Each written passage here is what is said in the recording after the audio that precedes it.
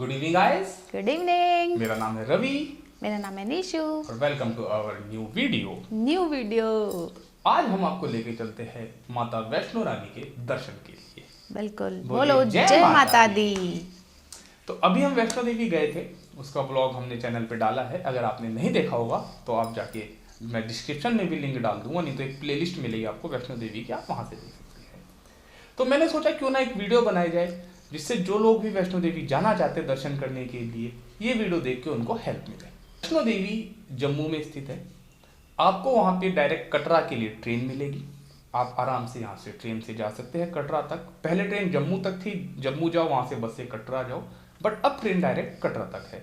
जितने भी बड़े स्टेशन हैं सबसे आपको डायरेक्ट कटरा के लिए ट्रेन मिलेगी। आप आराम से कटरा पहुँचिए।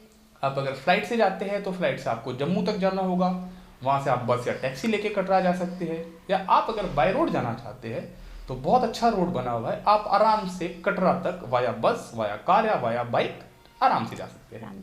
कटरा पहुंचने के बाद आपको अपनी जो यात्रा शुरू करनी है वो होती है बस स्टैंड से।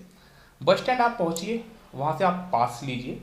अगर आप ट्रेन से जा रहे हैं तो रेलवे स्टेशन पे भी विंडो है, वहाँ से आपको पास मिल जाएगा। पास बहुत जरूरी है, अगर आप पास लेके नहीं जाएंगे तो आपको ऊपर दर्शन करने नहीं दिया जाएगा।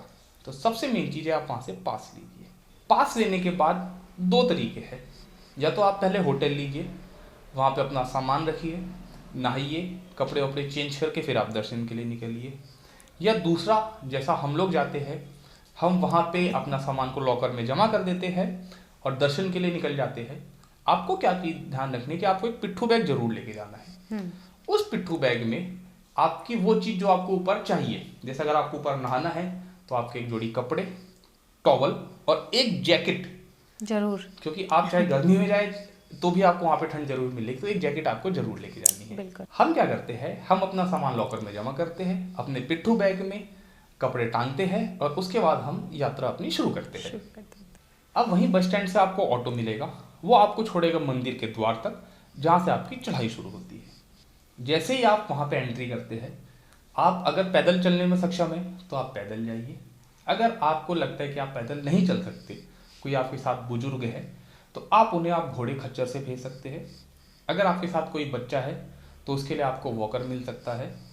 या अगर आप घोड़े से नहीं जाना चाहते तो आपको पालकी मिल सकती है। या इसके अलावा भी ऑप्शन है कि आप हेलीपैड पे जाके वहाँ से हेलीकॉप्टर पकड़ के आप दर्शन करने जा सकते हैं। अगर आपको हेलीकॉप्टर से जाना है तो उसकी बुकिंग आपको पहले ही ऑनलाइन करानी पड़ेगी। इसके अलावा घोड़े, खच्चर, वॉकर और पालकी आपको वहाँ से इंस्टेंट मिल जाती है। उसके लिए आपको कोई एडवांस बुकिंग की जरूरत नहीं है। वहाँ पे अपनी चढ़ाई को प्रारंभ कीजिए। आपको ये ध्यान रखना है कि आपको कोई भी ऐसी खाने की वस्तु, आपको पानी की बोतल, कोई भी ऐसी चीज लेके अपने साथ ढोने की नीड नहीं है, क्योंकि जितना आपके पास सामान कम होगा आप उतने आराम से वहाँ पे दर्शन करने जा सकेंगे।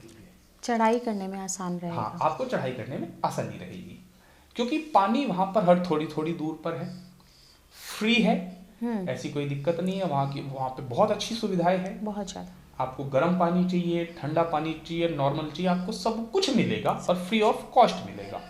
आप अपने साथ एक ग्लास रखिए या एक छोटी बोतल रखिए कि वहाँ से पानी भरा और आपने पानी पी लिया। उसके बाद आती है बात खाने की चीज़ों की। तो खाने की चीज़ें भी आपको हर थोड़ी थोड़ी देर में दुकानें मिलती रहेंगी। शुरुआत में जब आप चढ़ेंगे तो आपको खाने की दुकानें मिलेंगी जो कि प्राइवेट दुकानें हैं, वो हो सकता है कि थोड़ा सा आपसे ज़्यादा चार्ज करें। उसके बाद जैसे जैसे आप चढ़ाई चढ़ते रहेंगे तो वहाँ पे सिर्फ आपको सरकारी दुकानें मिलेंगी। और वो सरकारी दुकानें ऐसी है कि अगर आप सपोज वहाँ से रियल जूस लेते हैं, आप चिप्स लेते हैं, आप बिस्किट लेते हैं, तो अगर उस पर प्रिंट 10 रुपये है तो आपको 10 रुपये का ही मिलेगा। बिल्कुल, वहाँ पे इतनी अच्छी सुविधाएं है। नहीं तो इसके अलावा हम कहीं भी दर्शन करने जाते हैं, जितनी चढ़ाई पे हम जाते हैं उतना चीज़ें महंगी होती रहती है। लेकिन वैष्णो देवी के दरबार में आपको हर चीज़ प्रिंट रेट पर मिलती है।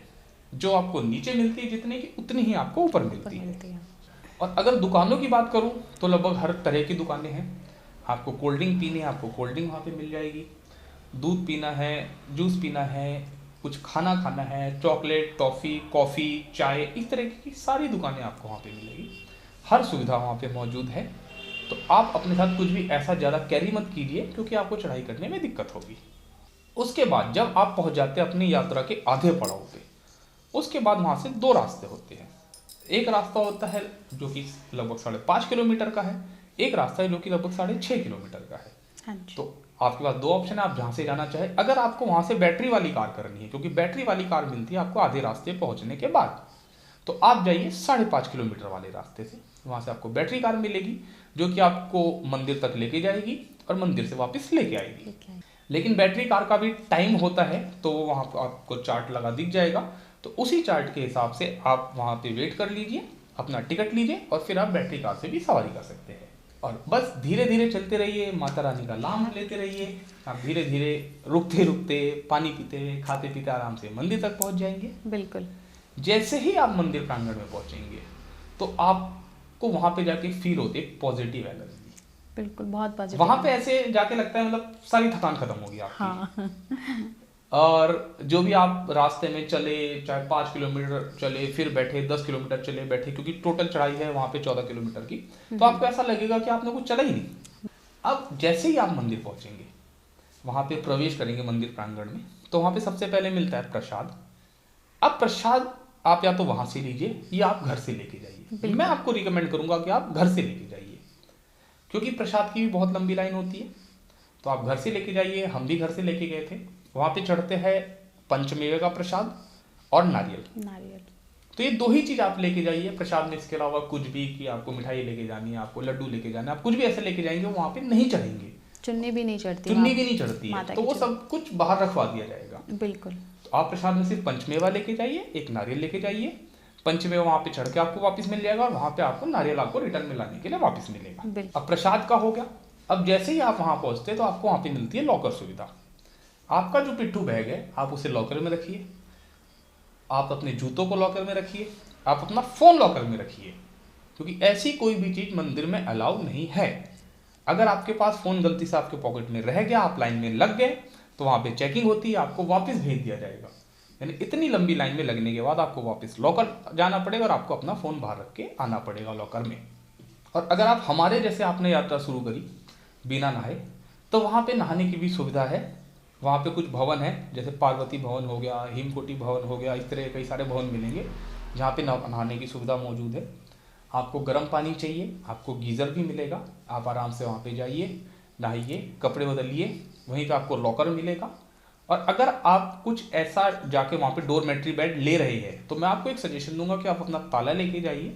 वहाँ पे आपको लॉकर मिलते हैं लेकिन ताला नहीं मिलता है, तो आप उस लॉकर में अपना ताला लगाइए, अपना सामान रख के आप दर्शन करने के लिए जाइए। इसके अलावा अगर आपके पास ताला नहीं है तो भी कोई दिक्कत नहीं है, वहाँ पे कुछ लॉकर ऐसे हैं जिसमें आपको ताला भी प्रोवाइड किया जाता है। आप वहाँ से ताला लेके सामान अपना लॉकर में रख सकते हैं और लॉकर फ्री ऑफ कॉस्ट है, उसका आपको कोई पैसा नहीं देना है। हाँ, अगर आप डोरमेट्री बेड लेते हैं नहाने के लिए तो आपको 140 रुपये पर बेड के हिसाब से वहाँ पे देना पड़ता है। आप वहाँ पे नहाइए, रेस्ट कीजिए, कपड़े चेंज करिए, उसके बाद आप दर्शन के लिए निकल जाइए। प्रसाद आपने ले लिया, नहा लिए, आपने अपना सारा सामान लॉकर में रख दिया, अब आप जाइए माता रानी के मंदिर दर्शन करने के लिए। आपकी किस्मत है कि वहाँ पे आपको कितनी लंबी लाइन मिलती है, क्योंकि भीड़ वहाँ मोस्टली रहती है। फिर आप वहाँ पे लाइन में लगिए, लाइन में लगने के बाद हम अंदर जाइए मंदिर में, दर्शन कीजिए। आपकी वहाँ पे चेकिंग होगी, ये चीज़ आपको याद रखनी है। तो आप कोई भी ऐसी चीज़ हो, मोबाइल हो, आपका पर्स हो, आपका बेल्ट हो, आपके जूते हो, ये सब निकाल के जाइए। आपके पास अगर कुछ भी सिगरेट, तंबाकू कुछ ऐसा है तो वो सब वहाँ पे निकलवा दिया जाएगा। हाँ। तो ऐसी कोई चीज़ आपको वहाँ पे नहीं लेके जानी है। उसके बाद आप दरबार में जाइए, वहाँ पे दर्शन कीजिए। आपके नारियल पहले आपसे ले लिए जाएंगे और जब आप वापस आएंगे आपको एक टोकन होगा, वो आप टोकन लेके अपने नारियल वापस लीजिए। आपको एक चांदी के सिक्के का और मिश्री का प्रसाद मिलेगा। आप वहाँ पे दर्शन करके बाहर आइए, वापस अपने लॉकर में जाइए, सामान लीजिए। उसके बाद आप चल जाइए भैरव की चढ़ाई के लिए। भैरव बाबा की चढ़ाई जो है वो खड़ी चढ़ाई है, बहुत खड़ी चढ़ाई, थोड़ी सी कठिन भी लगती है, क्योंकि जब आप इतना चल के आते हैं तो खड़ी चढ़ाई में दर्शन करने के लिए जाना थोड़ा सा कठिन लगता है। बिल्कुल।